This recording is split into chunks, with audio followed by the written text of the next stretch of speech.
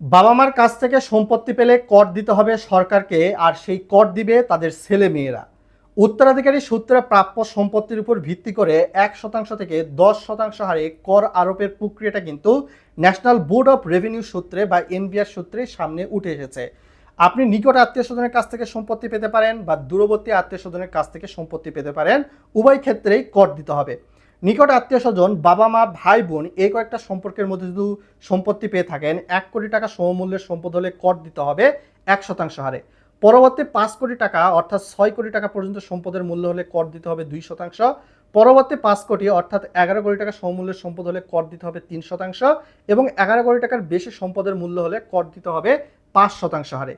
এইভাবে দূরবর্তী আত্মীয় স্বজন, আপনি আপনার দাদা দাদি, নানা নানি, চাচা চাচির কাছ থেকে যদি সম্পত্তি পেয়ে থাকেন, সেখানেও কর দিতে হবে, এবং 11 কোটি টাকার বেশি সম্পদের মূল্য হলে কর দিতে হবে 10%।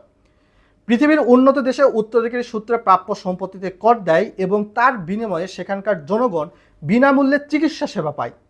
বাংলাদেশের মানুষ কোন সেবাটা আপনারা দিয়ে থাকেন?